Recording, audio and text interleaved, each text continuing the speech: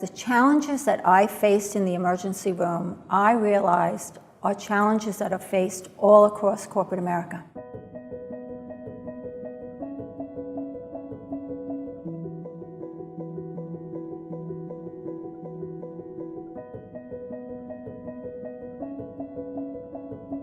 Lives are at stake in every emergency room across the country, and lives are at stake in every office in America. Because decisions that get made are either going to help people lead happy and productive lives or go to work and be in a job that they hate, angry, and dejected.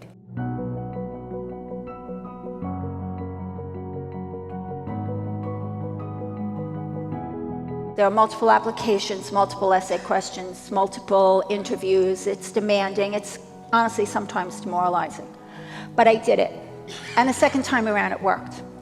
I was accepted to the Mount Sinai School of Medicine in New York City 3 weeks before school started. I was 35 years old.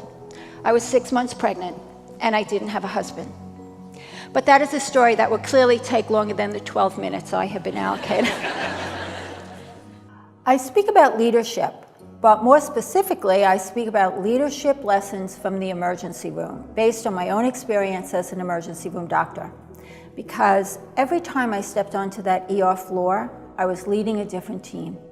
The patients were different, the staff was different, the challenges were different, but the leadership principles remain the same. So some of the topics that I like to cover when I give my keynote are very simple, but make a huge difference. For instance, accept your role as the leader. Stay calm under pressure. Ask for help if you need it. Admit when you make a mistake. Learn how to give bad news. Value everyone on your team.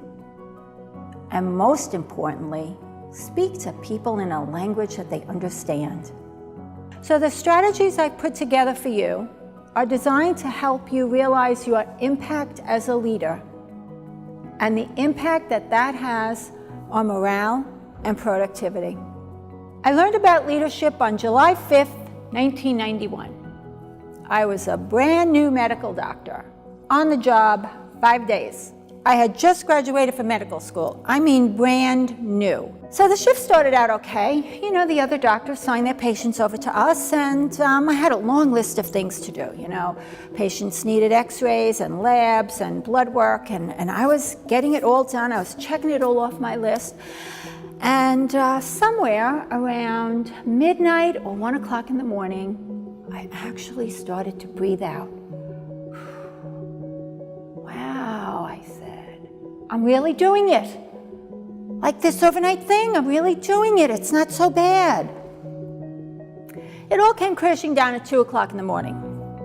My beeper went off. For those of you too young to remember, a beeper, never mind, Google it. Anyway, it was the nurse, and she was frantic. Dr. O'Malley, Mr. Green in room 702 is having chest pain. We need you to come right away. Now, if you've ever had a moment of panic, you know that instincts kick in right away. My instincts kicked in too, because I instinctively thought to check my list. Maybe he really wasn't even my patient. But there he was. And I found myself running down the hallway to get to his room. Now at 2 o'clock in the morning, hospital hallways are dark and deserted. And as I was running, I could hear my sneakers squeaking on the linoleum floor. I could feel my heart pounding in my ears. And a voice was screaming in my head, "This man needs a doctor." And then I realized, I am his doctor. So I gathered myself together and I walked into his room. And I saw a man sitting up in bed, rubbing his chest. Oh, he was clearly distressed. And there was a nurse standing by his side, and she didn't look very happy either. And there was an EKG machine on the other side of him.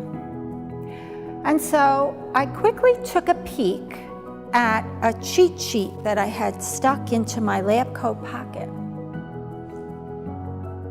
How to hook up a patient to the EKG machine.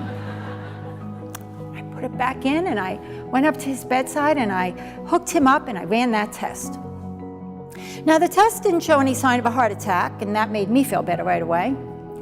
And I gave him a pill under his tongue designed to relieve chest pain, and that made him feel better. I would love to tell you that I left his room that night with a great sense of pride and accomplishment, but I didn't. I left with a sense of relief. But I learned a valuable lesson.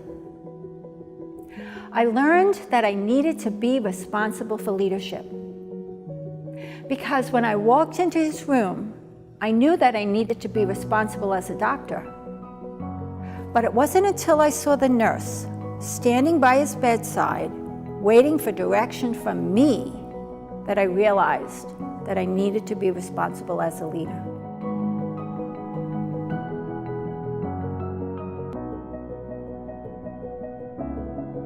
Every industry can benefit from what I have to say. Not only corporate, entrepreneurs, small business owners, everyone, because we're all leaders. In the emergency room, I gave bad news to people on a pretty consistent basis. I was taught how to do it. As business leaders, you give bad news to people all the time. You actually give all kinds of news. You might not be the one who made that decision, but you might be the one who has to carry it out. Change, uncertainty, time management, and deadlines. And if I could learn these principles and be at my peak performance in the emergency room, I can teach you to do the same.